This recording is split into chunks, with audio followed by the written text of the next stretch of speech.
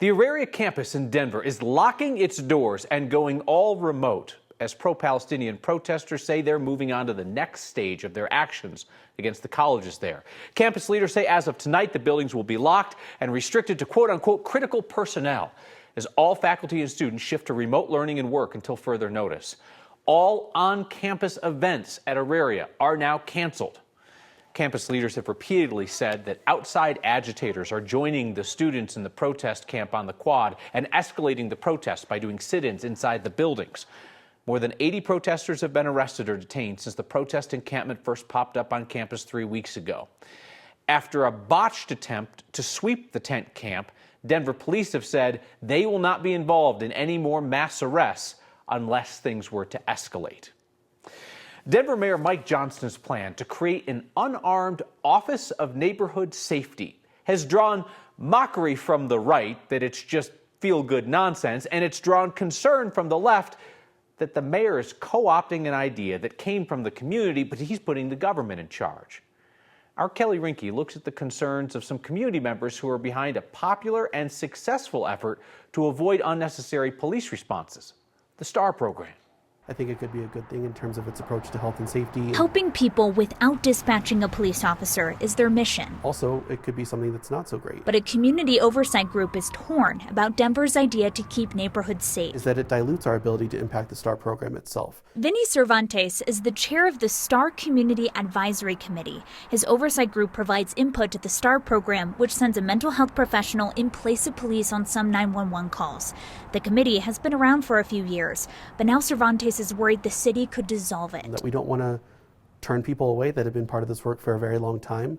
It's not fair to just take some of us from this body and move it on to another one. The other one would be a new community board inside Denver's new Office of Neighborhood Safety.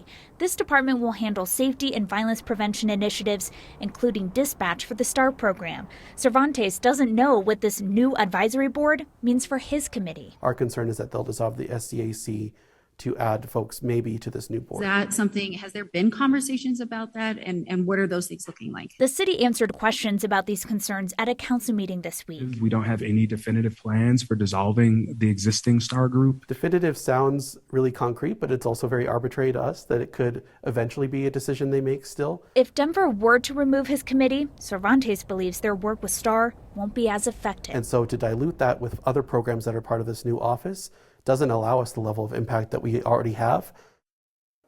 We did reach out to the mayor's office to comment on the future of the STAR committee. A spokesperson said the new program is still in the early stages and the mayor is looking forward to engaging with the community over the next few months to determine best next steps. There are a lot of invested people invested in this idea who are kind of, cautious or wary of the mayor's approach. But there's lots of people who want to be heard from at least. Yes, I think it's just this group that feels that they are the community voice for STAR. And so they just don't want that to be taken away. And there's concern that, okay, maybe some members will be a part of this new board. But the whole point was for that this board was solely focused on STAR. So We'll see. We'll keep an eye on it. Kelly, thank you. The city of Denver admits that its private security provider at shelters can't keep up and needs more help. The Johnson administration is asking City Council to approve $24 million worth of contracts for private security companies who provided security for migrant shelters and emergency cold weather shelters last year. It'd be $18 million for the city's main security provider and $6 million for two other companies brought on to fill in the gaps. The city has taken over security operations at several homeless hotel shelters following shootings at a shelter run by the Salvation Army. So there's something that I've been wanting to say to you since this show went on the air almost 8 years ago. Would you please zip it already? Talking about zipper merging. For 8 years, our team has talked about whether this is the place to lead some kind of a campaign in Colorado to help everybody adapt the one right way to merge in traffic. And with summer road work closing lanes left and right, we've decided, you know what? The moment is right to zip it, Colorado. Marshall Zellinger's here for our big campaign kickoff. And Marshall, the research is indisputable. Zipper merging gets you where you want to go faster. A transportation professor tells me that it's 40% faster to zipper through the area. So we're all going to get on board, starting by what you do not do when you see the lanes closing ahead. You do not think, oh, I'm just going to beat everybody to it a while back and start changing lanes. What we're going to start doing tonight, we're going to learn how to zip it, Colorado, and I'm going to teach you a gesture so that we don't forget. This story is as easy as 1, 2, 3. 1. Resist the urge to change lanes far ahead of a lane closure. 2. Just like that school bus, drive until the lane closes. 3. Zip it, Colorado. The failure, believe it or not, are kind of courteous drivers. Many of the drivers along Spear, approaching Wayzata, just outside Ball Arena, would not get a passing grade in merging, based on what MSU Denver transportation professor Steve Long saw today. Look at all this capacity that is now missing. This whole lane is empty. So all the traffic is backing up even further, a block, 2 blocks further down this direction because we did not use this lane. This is not how you zipper. Cars trying to get over too soon, backing up traffic in their lane and the next lane over, and leaving usable lane to waste. This is how you zipper. Merging at the very end. The city of Denver is refreshing the third and final Spear Bridge between downtown and I-25, this one over the train tracks. Work on the other 2 bridges was completed last year. But this one is right outside Ball Arena, where the Avs host Game 6 and the Nuggets will host Game 7, and where zipper merging can also help you get out of the parking lots faster. Well, let's use an example close to what we just saw out on Spear. Ever the professor, Long illustrated the problem in a way your car seat companion can help you understand. He's creating turbulence. This guy's creating turbulence behind him. And all this chaotic merging is backing up this traffic in this lane a long, long way. I mean, just watch how many cars I passed waiting for the correct spot to zipper. Not that I'm complaining, but it's open space that should be filled with other cars. Zippering is what is going to make this traffic flow better, and when we're in line side by side, it's better than trying to butt in or trying to get in early.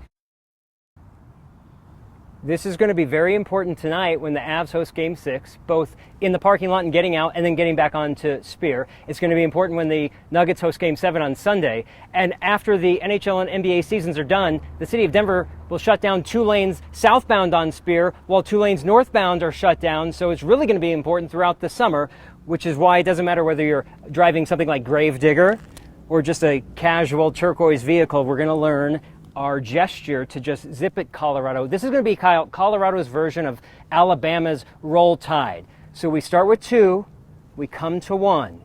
You zipper, thank you, we zippered. That'll be $8 for your latte. Thank you, don't forget to zipper. We got to make this a thing.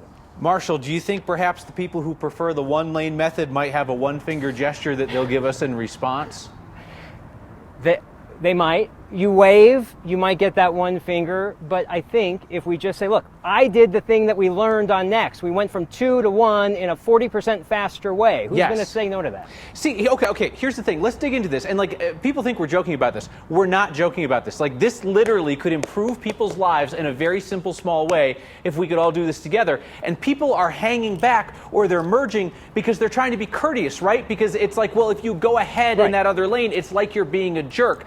But you're only in that position if you're the only one doing it. If everyone is doing it, it's cohesion, baby. Look, this is the example. I didn't draw my lane far enough, but you have, the cones are up here. You have all this space, but then this, I don't know what this is, a Volvo or something, and it's trying to get over, and it's keeping the sports car back when you have all of this space where as long as everyone starts going at the same speed, but I can't do it fast enough, but it's called zippering. Zipper. I can do that fast enough. We want to hear from people on this, all right?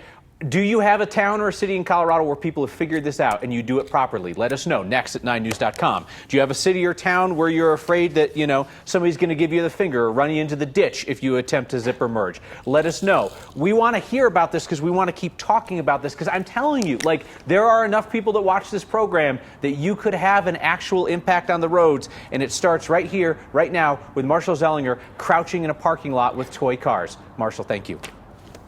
Hey, while we are in driver's ed mode, I want to make a recommendation if you don't mind. You can test your knowledge of Denver's streets by checking out the latest from Denverite's Rebecca Tauber. So it's in 2 parts. First part is the story of a paramedic in Denver who teaches other first responders how to get around the city without using GPS. And the article has good tips on how to orient yourself anywhere in the city based on a few major streets. And the second part's really fun too, because it's a quiz to test your knowledge on getting around Denver.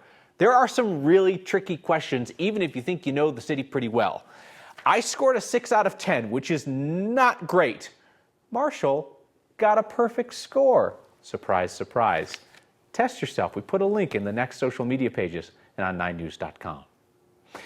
When families across Colorado come to Denver for life-saving medical care that is only available here, there's a place that they can stay for free with their whole family, a place specially prepared to be safe for folks with compromised immune systems.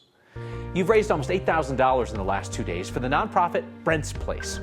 Hospitals refer patients in need to that nonprofit's free, safe, clean housing. It's designed for immunocompromised patients. About half of Brent's Place's patients are children receiving bone marrow transplants, but adult patients and their families are welcome to stay there too, with no limit on how long they can stay. Their job is just to focus on their treatment and being together as a family. To join me and a bunch of other Coloradans in your latest Word of Thanks micro-giving campaign, scan that QR code on your screen or text the word THANKS to 303-871-1491 to get the link to donate. I mentioned $8,000 in 2 days, but you know, the fact is more than 2,500 of you have signed up to simplify your giving with a monthly donation to the Word of Thanks Fund. And what that has meant is that we have started our recent micro-giving campaigns with almost $20,000 in donations each week. Use that same QR code or text to get there. A new immigration policy could route migrants to certain cities, and Denver is not on that list.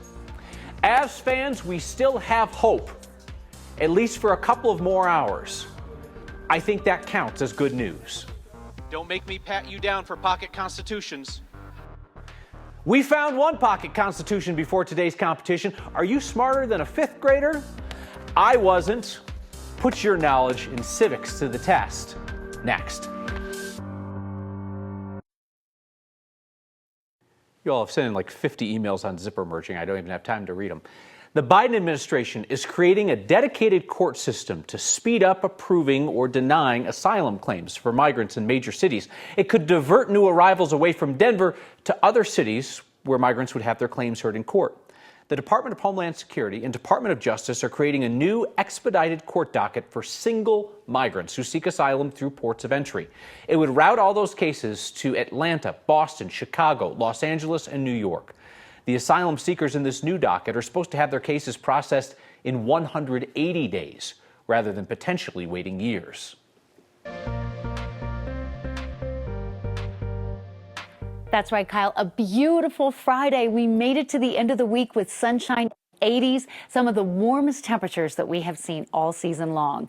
We do have temperatures in the 80s today and then again on Sunday, but tomorrow, a weak front coming through means the chance of a late day shower. It won't be a cold day though. Temperatures in the mid 70s in the afternoon, and you'll notice just a few high clouds approaching from the north. Not a lot of moisture to work with this incoming system. Temperatures this afternoon running a good 10 to 15 degrees above average. Low 80s for Denver, Greeley, Fort Collins. Look at the wind picking up over the elevated terrain this afternoon. Winds out of the west, a warm downsloping flow, and that means things are going to be relatively calm, quiet, and dry tonight. The severe weather threat tonight in the northern plains and in the Gulf Coast region. And on your future cast, other than a few passing clouds, a dry evening, beautiful evening for dinner on the patio or watching the Avs game or doing anything else that you want to do. And so as we look at the temperature trend for this evening, comfortable conditions, and then we get you into Saturday with highs in the 70s, a late day storm possible. Sunday, sunshine in 82, and then storms are back in the forecast for Monday and Tuesday, ahead of a nice warming trend with highs in the 70s. You know, hopefully they'll be able to pull it off today and we'll get to a Game 7 and win the series. Go Avs. Hope. Hope is the operative word. We still have it ahead of tonight's game. We will end the week on that positive note. And your thoughts about zipper merging next. If Colorado wants a double Game 7 Sunday, need the Avs to win their Game 6 tonight. Now, the Nuggets, they're already teed up for their deciding game against the Timberwolves this weekend. So photojournalist Mike Grady took our favorite Friday question to the Nuggets and Avs team store. Say hi, Mom. Hi, Mom. We are at Ball Arena. and it's a big, big week. What's your good news today? You want to go? Yeah, go. You want me to go? Oh, God. You go first. Well, I'll go. Well, good news. Game 6, baby. Let's go. You came down here from Nova Scotia to watch the Avs. I did. It was kind of a spontaneous decision. I am a huge Avalanche fan. We're down, so, hopefully they'll be able to pull it off today and we'll get to a Game 7 and win the series. Go Avs. Looking for another Stanley Cup. That's what I'm hoping. Go Avs, go.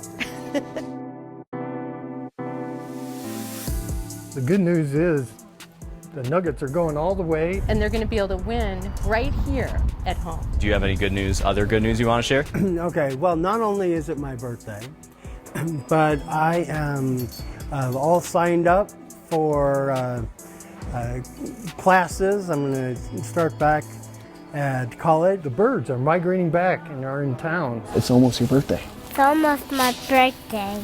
How old are you going to be? 4. Her little sister's coming in from the Czech Republic, so we're super excited about that. Going to spend about a month and a half here. What are you going to do for your birthday? Eat cake. Are we going to have good news after tonight, you think? I do. I really think they're going to win tonight. We're going to do our part to make sure when they come home, they know we're here for them. Say go Nuggets. Go Chiefs. No Chiefs. Go Broncos. Go Chiefs. Go Broncos. Go Chiefs. That's great. Hey, you want some hope for the future? Watch Colorado Civics be. Middle schoolers from every corner of the state showing off their knowledge of what has made this country great and what can be improved. Was honored to quiz those kids today and then hear the finalists' in-depth ideas of how to solve some of our community's problems. It was our state's Civics Bee, put on by the Chamber of Commerce and the Daniels Fund. When we return, I'm going to tell you how you can watch the full thing this weekend. But first, I want to give you the final question from today's live quiz. It was a wild one. I want to see if anybody can email next@9news.com with the right answer during the break. No Googling, all right? Which president issued an executive order making the arrangement of the stars on the flag in 9 rows staggered horizontally and 11 rows staggered vertically? Truman, Eisenhower, Nixon, or Clinton? Who was it? And can you believe that kids knew the answer to that question?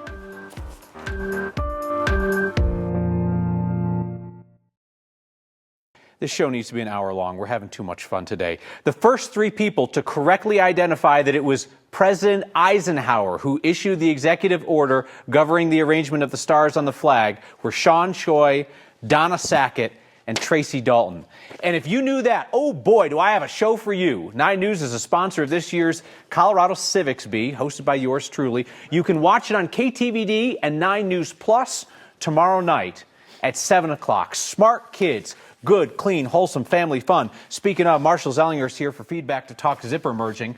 Melissa from Timnah says she did the zipper merge today on 470. Her passenger was like, what are you doing? You're cutting people off. And she said, zipper merge. Educate yourself. Michael says if you see a sign 1 mile ahead, you should start to merge then. Pure government fiction to zipper. Get out of here with that. Mark says, I know it totally works. I know it totally pees off other people. I don't have her name, but the best one I saw was that maybe the sign should show up later so that you're forced to zipper at the last minute. I love that idea. I like that idea. We're not going to let this go. You know us. We're weird like that. We'll see you next time.